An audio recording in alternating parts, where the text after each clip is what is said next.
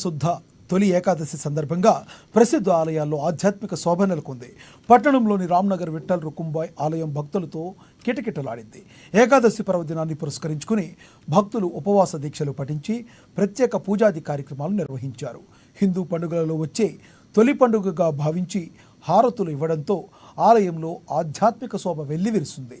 సందడి వాతావరణం నెలకొంది. కాలనీవాసులే కాకుండా వివిధ ప్రాంతాల నుంచి వచ్చిన భక్తులు పెద్ద సంఖ్యలో దర్శనానికి వచ్చి వేద పండితుల ఆశీర్వచనాలను స్వీకరించారు. వేకువజాము నుండే వివిధ ఆధ్యాత్మిక కార్యక్రమాలను భక్తి శ్రద్ధల నడుమ చేపట్టగా భక్తులు స్వామివారిని దర్శించుకుని ఆరాధించారు. ఆలయానికి వచ్చే భక్తుల సౌకర్యార్థం కమిటీ ఆధ్వర్యంలో ఏర్పాట్లు చేశారు.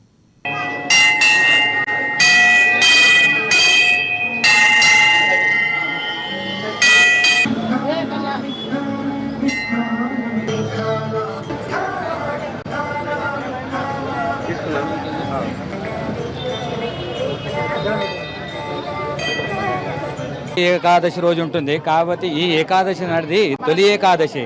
స్వామివారు శయన ఏకాదశి. ఈరోజు శయన ఏకాదశి అంటే స్వామివారు ఈరోజు నిద్రావస్థలోకి వెళ్ళి 4 నెలల వరకు చాతుర్మాసము కార్తీక పౌర్ణమి రోజు స్వామివారికి ఆ అనంత చతుర్దశి ఏకాదశి రోజు స్వామివారికి కులదీరి అప్పటి వరకు ఇక్కడ చాతుర్మాసము ప్రతినిత్యము కాకడ హారతి హరిపాట జరుగుతుంటుంది.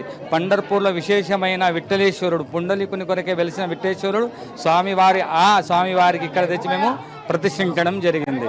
ఈ చతుర్మాసం సందర్భంగా ఇవాళ విష్ణుమూర్తి శేషశయనుడై 4 నెలలు సముద్రంలో నిద్రించడానికి వెళ్ళిపోతాడని చెప్పి దీన్ని తొలి ఏకాదశిగా జరుపుకుంటారు.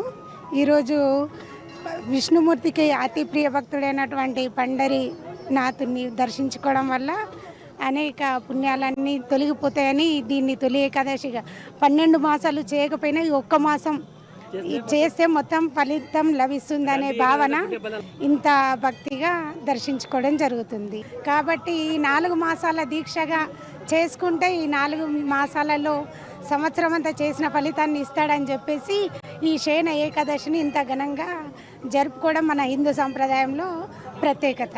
ఏకాదశి ప్రత్యేకత ఆషాఢ మాసంలో తొలి ఏకాదశి అంటే మన హిందూ బంధువులందరికీ ఇది ఒక పర్వదినము.